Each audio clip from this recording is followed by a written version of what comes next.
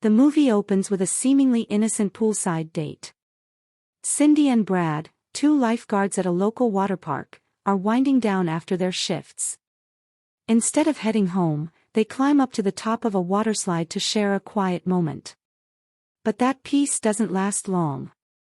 A mysterious figure approaches, wielding a machete, and brutally murders them both. Fast forward to graduation season, 2018. The senior class of Valley Hills High is buzzing with excitement. They're planning to celebrate at none other than Wet Valley Water Park, a plan put together by Alice, a spirited alum who graduated years ago. The twist? This isn't your average party, it's a full 3-day bash. That's when we meet our main character, Josh. He and his buddies, Chad and Slim, have formed a school band called The Blades. They're slated to perform during the event. While setting up, they're greeted by an old man named Conrad, the park's longtime caretaker and maintenance guy, who's been around for 35 years. Later, Josh runs into his ex, Kim, who's now working as a lifeguard. Their interaction clearly irks Kim's current boyfriend, Tommy, and who could blame him?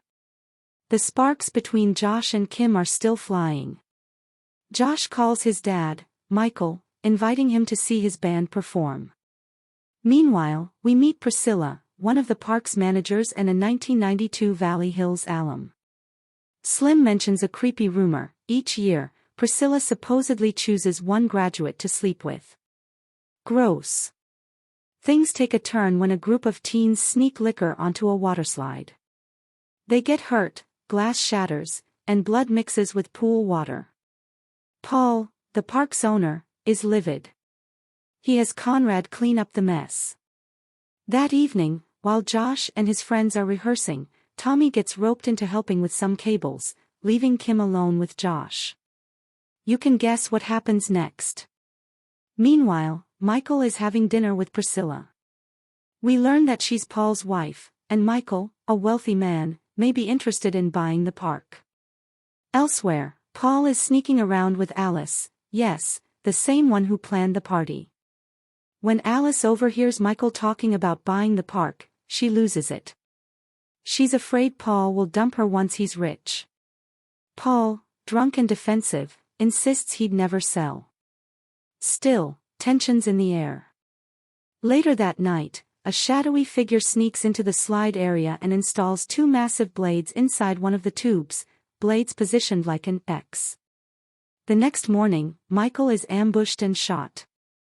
He's dragged to a shed, where we see the decomposed bodies of Cindy and Brad, the murdered lifeguards from the beginning. Back at the park, Tommy's been dumped and fired. Conrad warns him Kim has moved on, but Tommy clings to hope. Meanwhile, the seniors gear up for a big slide race with a $500 prize. Josh and Chad can't find Slim, so they team up with Kim. Tommy, still lurking around, insists on joining, but no one wants him there. Then, Tommy notices something strange: water leaking from a slide and pieces of its lining scattered around.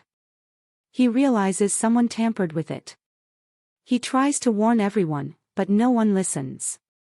They think he's just jealous and bitter. The competition begins. Tommy gets shoved down the slide just as three girls follow. The blades do their job, brutally. Blood gushes from the slide, limbs emerge, and panic erupts. Conrad rushes to shut things down, but his radio isn't working. Priscilla, unaware of the carnage, tells Paul to take a turn. Josh reaches the top, begging everyone to stop. Paul's halfway down before realizing the danger, but it's too late. The blades claim more lives, including his. Chad and Kim are sent to the shed to shut off the pumps. Inside, they discover the bodies of Michael and the two lifeguards. As the water flow slows, we learn Michael had planned to demolish the park and build a $20 million mall. But now that Paul is dead, Priscilla inherits everything. In the final twist, we see Priscilla smiling. A flashback shows her witnessing a horrific event at this same park when she was young, a tragedy where no one helped her.